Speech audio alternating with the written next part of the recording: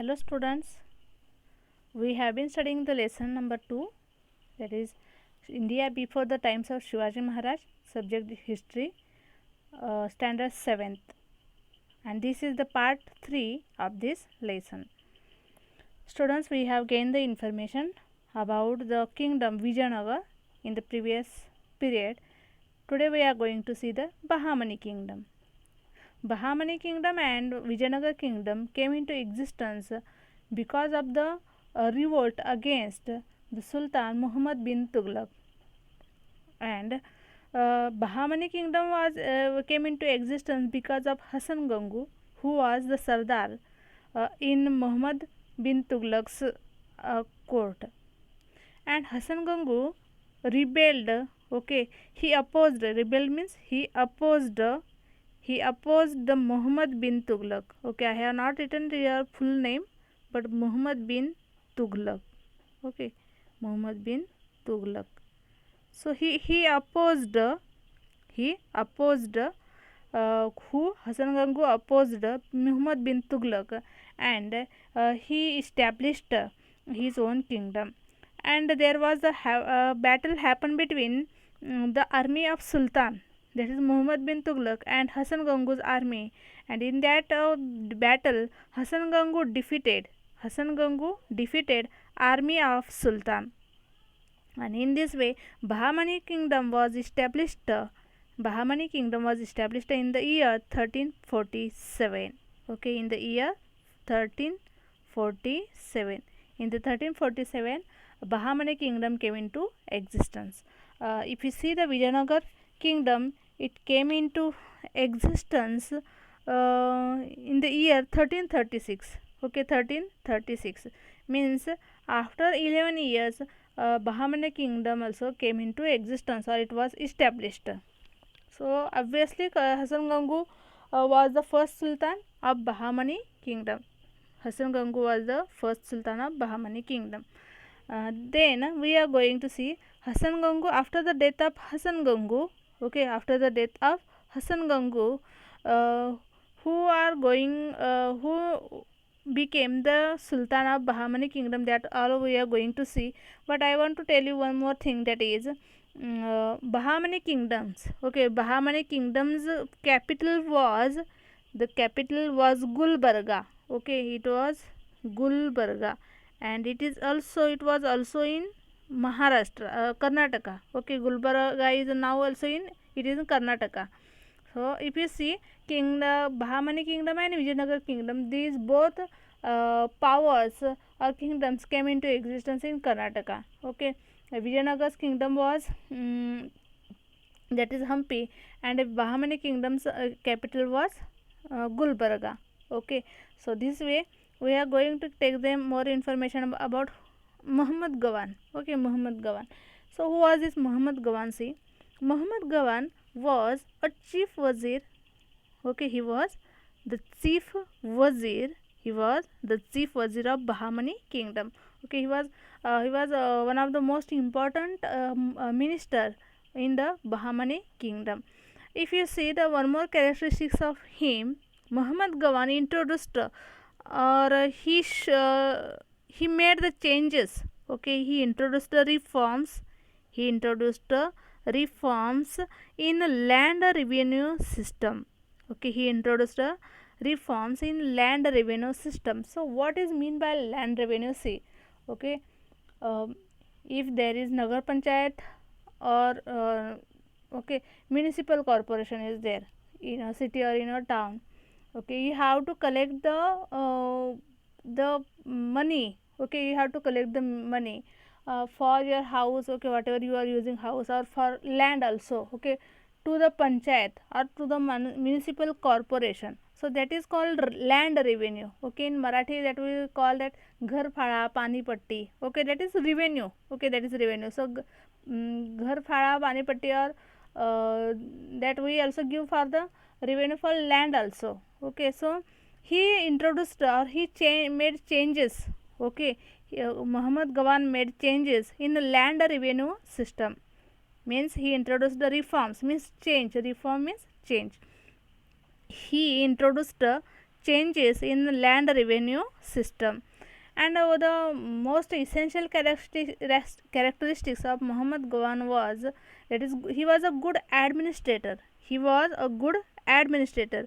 He was obviously he was one minister there, but he was also the good administrator, means he can manage all the official works. Okay, he can manage the all official works very easily, and it means he was a very good administrator.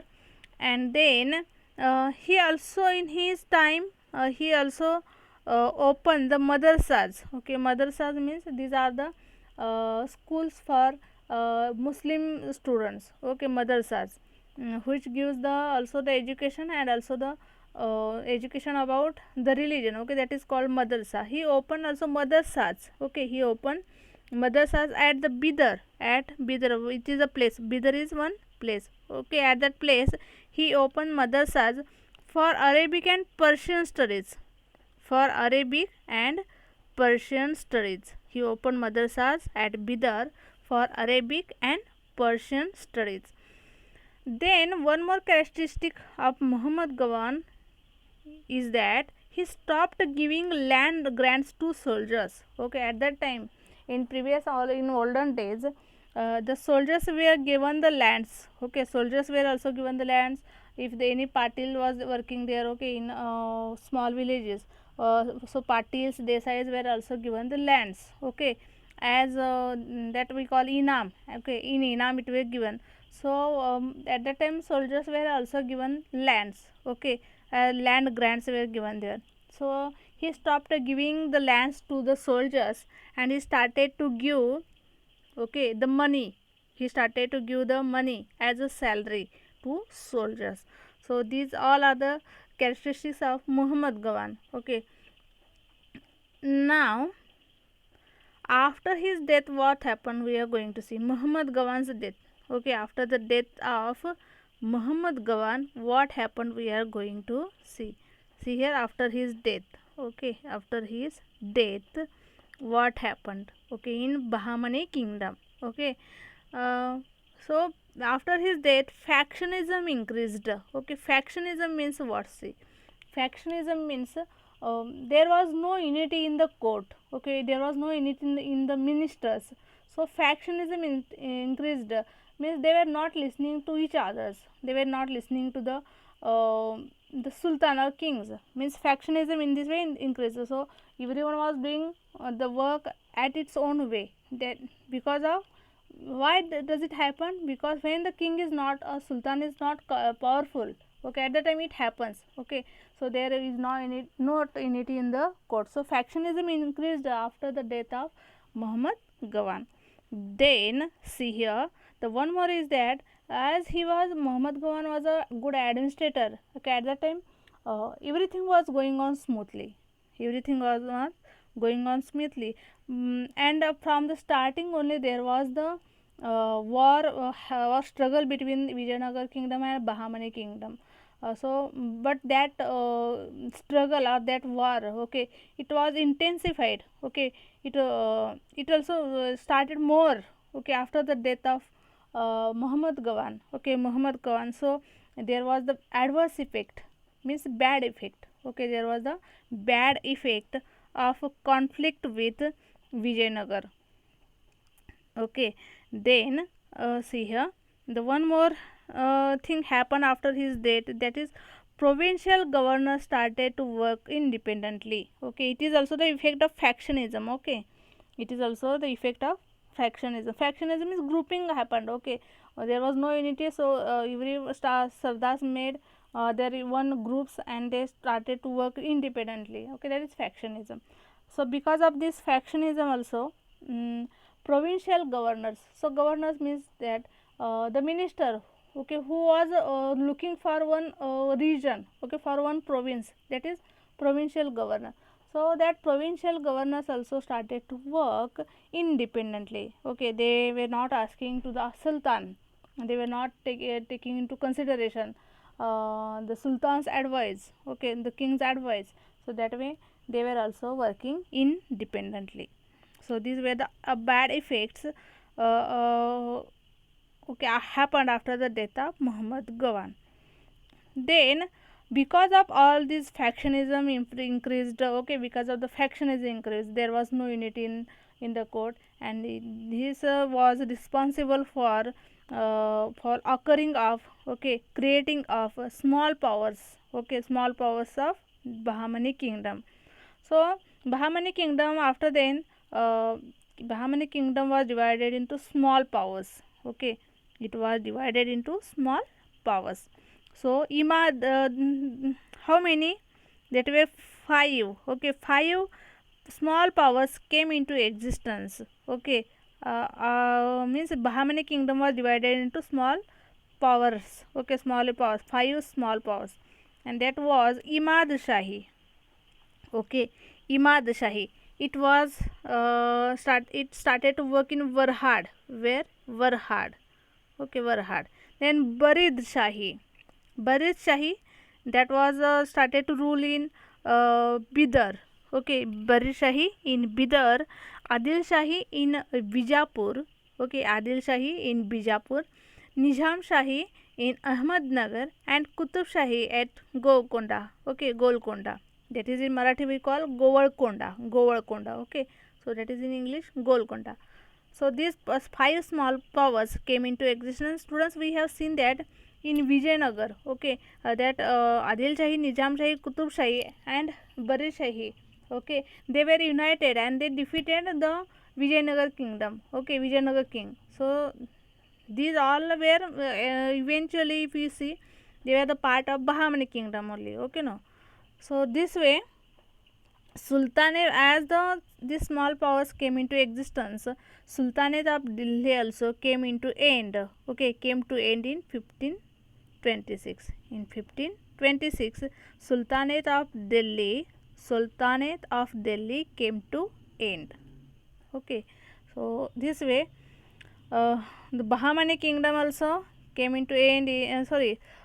Sultanate of Delhi also came into end in 1526. Okay, this is all about the Bahmani kingdom. Okay, this much part we have seen about the Bahmani kingdom. Okay, so but at last, if you see, the Sultanate of Delhi also came into end in 1526. 1526. The next we are going to see, that is about the Mughal power. Okay, next we are going to see, that is Mughal power, okay, Mughal power.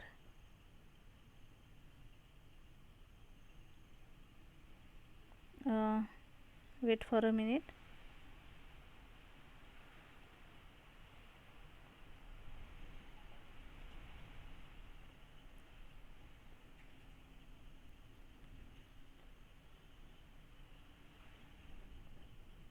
Mughal power.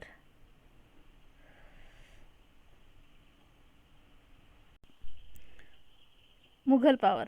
See, so Mughal power came into India with the arrival of, okay, with the entry of Babur. Okay, Babur was invited. Okay, this Mughal emperor or Mughal king or Sultan, Mughal king, was invited by Lodi. Okay, that is name is Daulat Khan Lodi. Okay, to invade, to attack on Ibrahim Lodi. Daulat Khan Lodi called Babur, and in this way Babur came into India. So Babur was the founder of Mughal power. Okay, that is, he was the founder of Mughal power. That is, he was in Uzbekistan. Okay, Uzbekistan, where it was, where he was. That is Uzbekistan. Okay, I'll write here word, that is Uzbekistan. Uzbekistan. He was the founder of Mughal power in Uzbekistan, and he was the king of Farghana in Central Asia. He was the king of, Babur was the king of Farghana in Central Asia. So Farghana is one region in Central Asia, and he was the king of that Farghana. And he invaded India actually to get wealth. Okay, he invaded or he attacked India actually, okay, actually to get the wealth. Okay, to get the wealth, he invaded India, and the battle happened between Ibrahim Lodi and Babur. Okay, battle happened between Ibrahim Lodi and Babur, and this battle happened, that is on 21st April 1526. Okay, 21st April 1526 at Panipat. At Panipat, where it is a place. Panipat is place. Okay, it is one place, and on the Panipat, okay, on the battle of Panipat, this battle happened on 21st April 1526. Okay, so Babur had a good artillery. Okay, Babur had a good artillery. Artillery means that is in Marathi we call tofgode. Okay, he used artillery first time in India. Means no king or no sultan used artillery before it in India, but he was the first, okay, who used artillery. And with the help of artillery, he won the battle. Okay, who Babur won the battle with Ibrahim Lodi. Now we are also going to see the information about the battle happened between Rana Sanga. Okay, the battle also happened between Rana Sanga and Babur, and in that also Babur defeated. Okay, Babur defeated Rana Sanga. Babur defeated Rana Sanga in that battle also. Okay, but if you see Rana Sanga's information, Rana Sanga was from Mewad. Okay, he was Rana Sanga. Rana Sanga was from Mewad. So he was the ruler of Mewad. Rana Sanga was the ruler of Mewad. So he was Rana Sanga was one Rajput king. He was a Rajput. So he also all the Rajput kings also he united. Okay, he united all the Rajput kings, and this way he united all the army of all the Rajput kings, and he attacked on Babur. Okay, but this time also, as Babur's artillery was very much effective, so on the with the help of this artillery, Babur once again defeated Rana Sanga, and because of this also it is one reason that he had a good artillery. Babur had a good artillery. Okay, Babur had a good artillery. Babur had good artillery, and also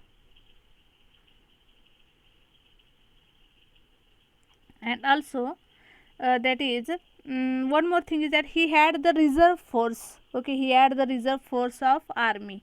That is Babur had the reserve force of army, and he had the artillery, and that's why he won the battle with Rana Sanga. And in this way, his death was Babur's death was in 1530, means he died in 1530. When in the year 1530 he died, Babur died. Okay, the next point we are going to see about the Akbar. Okay, about Akbar. If you see in your page, in your book, okay, page number 7, do you know is there, and in that you can see after Babur, Humayun came on the throne. Okay, and then after the Humayun, okay, Sher Shah came, and in this way so many kings came on the throne of Sultan, okay, of Mughal power. But in that Akbar was very much powerful. Okay, Akbar was very much powerful. So Akbar was a powerful king, and he tried to bring India under his control. Okay, he tried to bring all the part of country, all the part of India under his central authority, and that's why because of his most he was ambitious. Okay, to bring all the part of India to under his control. He faced many oppositions of like Maharana Pratap, Chand Bibi, okay, Rani Durgavati, Maharana Pratap, Chand Bibi, Rani Durgavati. And if you see about the Akbar, he was well versed means he was intelligent, he was very much scholar, he was well versed and vigilant to ruler, means he was very much courageous, very much who can show his valor. Okay, that type of vigilant ruler he was, And one more thing is that he was a liberal and tolerant. He was liberal and tolerant means what? He was he had the same attitude towards all the regions. Okay, all the regions.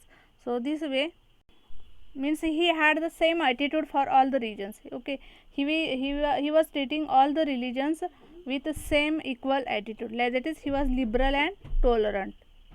He was liberal and tolerant.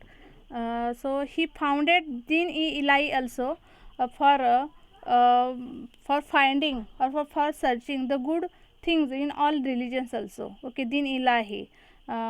So this way it is the work of Akbar. Okay, he was very much powerful. And one more thing is you can tell, that is he was liberal and tolerant towards other religions also. Okay, he was not forcing other people to accept the religion of Muslims. Okay, so this way he was very much liberal and tolerant. That is the information about Akbar. Okay, uh, so students, will stop here, and whatever the remaining part is there, we'll see in the next part.